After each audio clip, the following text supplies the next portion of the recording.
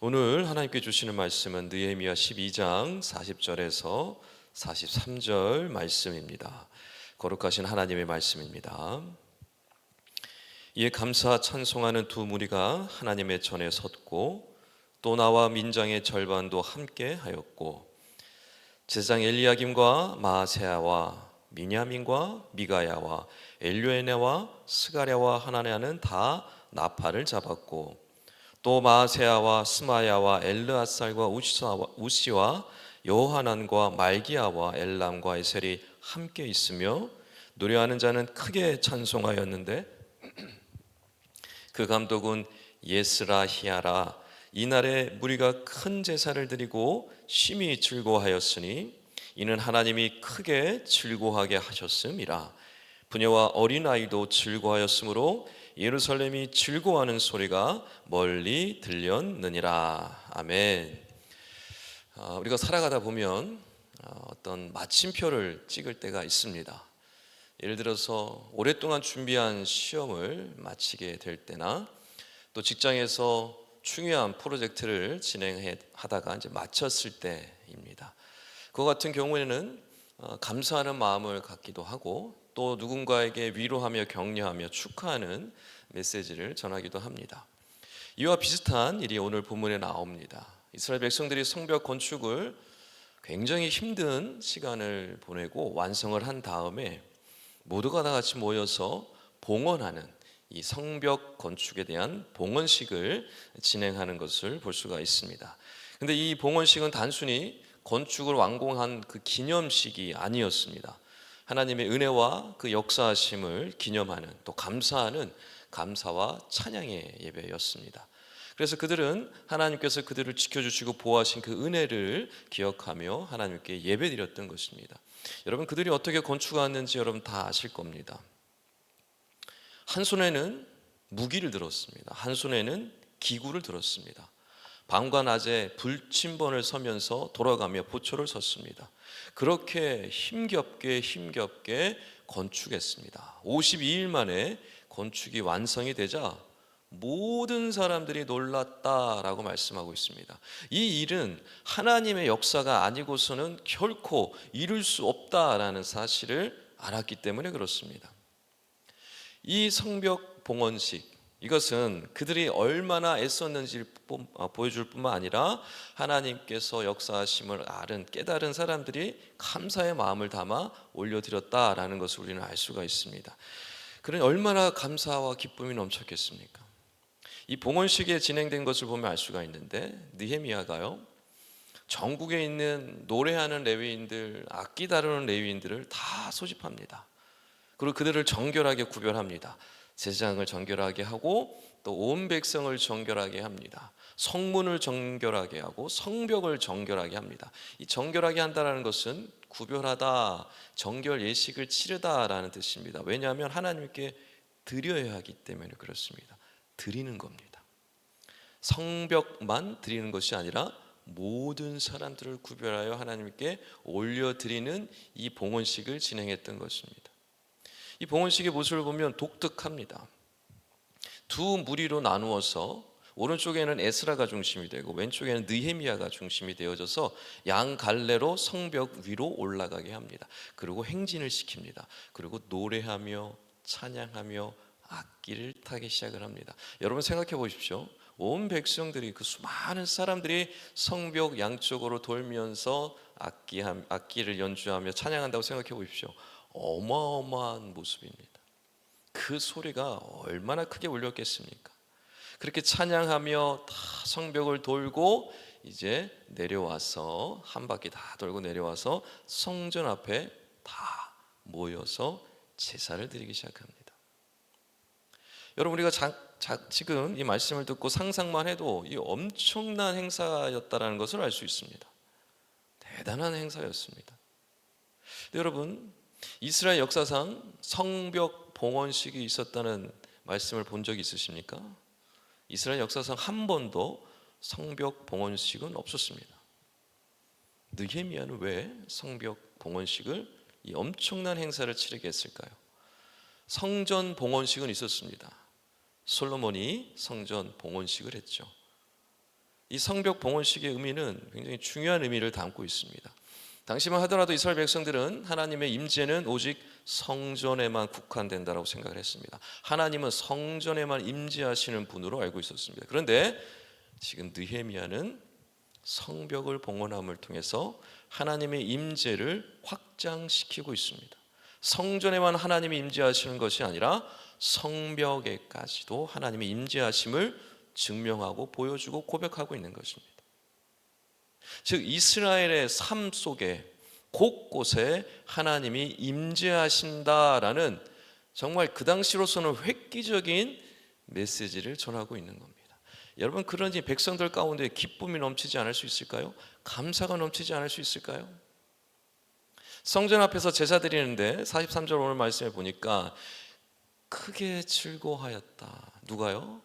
하나님께서 그들로 하여금 크게 즐거워하게 하였다라고 말씀하고 있습니다. 그냥 작은 정도의 즐거움이 아니고 큰 즐거움, 측량할 수 없는 즐거움이 그들 가운데 넘쳤다라고 말씀하고 있습니다. 심지어 부녀자들과 어린아이들까지. 그 즐거움의 소리가 얼마나 컸는지 예루살렘을 넘어 멀리까지 그 소리가 들렸다라고 말씀하고 있습니다. 여러분, 누가 즐거워하라고 했을 때 즐거워하는 소리는 낼 수 있겠죠. 그런데 그 소리가 큽니까? 크지 않습니다. 감사하라고 할 때 감사할 수 있겠죠. 그러나 그 감사의 소리는 크지 않습니다. 언제 이 감사와 즐거움의 소리가 클까요? 내가 잘해서 된 것이 아니라는 사실을 깨달았을 때, 내가 이룬 것이 아니라는 사실을 깨달았을 때, 하나님께서 역사하시고 하나님께서 놀랍게 은혜 주셔서 이 일들을 이루어졌다라는 사실을 깨달았을 때 우리는 진정으로 감사하고 찬양할 수 있습니다. 그 찬양과 감사를 하나님께 올려드렸던 것입니다. 이게 봉헌식의 모습입니다. 근데 여러분, 봉헌식으로 끝나지 않습니다. 놀랍게도 백성들이요 자발적으로 11조를 거둡니다. 11조를 거두어서 성전 곳간에 가득 채워 넣습니다. 왜 그랬을까요? 제사장과 레위인들이 제사와 노래하는 일과 악기 연주하는 이 일, 이스라엘의 백성들이 성벽 문을 열 때 9시, 성벽 문을 닫을 때 3시, 그때마다 제사를 올려드렸습니다.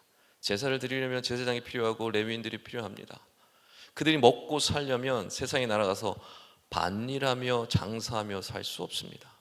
그들이 오직 하나님의 일에만 집중하도록, 제사하는 일에, 노래하는 일에 집중하도록 백성들이 다 같이 11조를 거두어 그들에게 전했던 것입니다.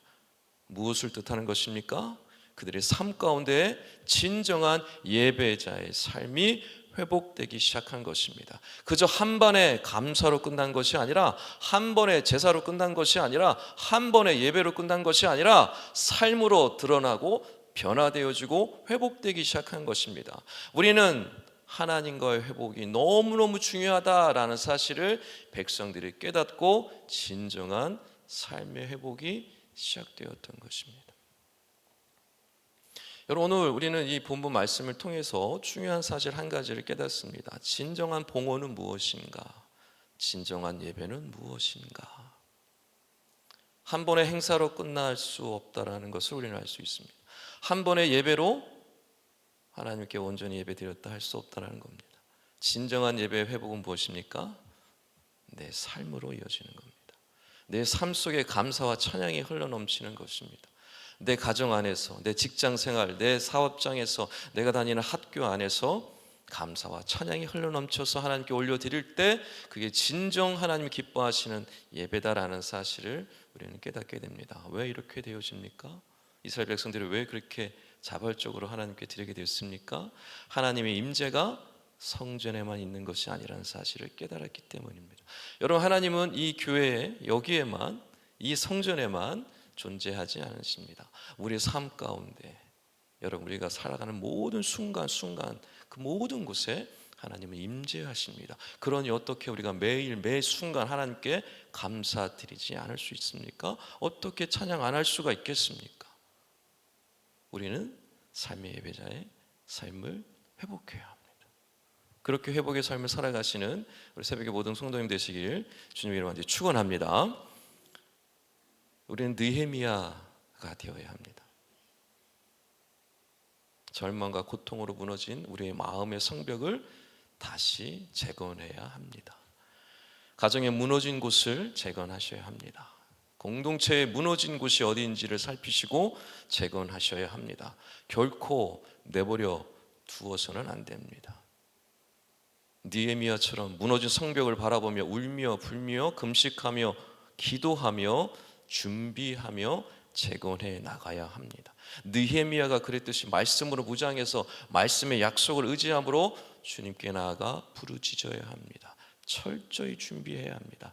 철저히 악작같이 건축해야 합니다. 그리할 때 하나님께서요, 하나님의 선하신 손을 통해서 도와주실 것입니다. 그 재건을 통해서 가정을 회복시켜 주실 것이고 공동체를 회복시켜 주실 것입니다. 그리할 때 우리 가운데 큰 즐거움의 소리가 넘치게 될 것입니다. 그 은혜를 누리시는 새벽의 모든 성도님들 다 되시기를 주님의 이름으로 간절히 축원합니다. 기도하겠습니다.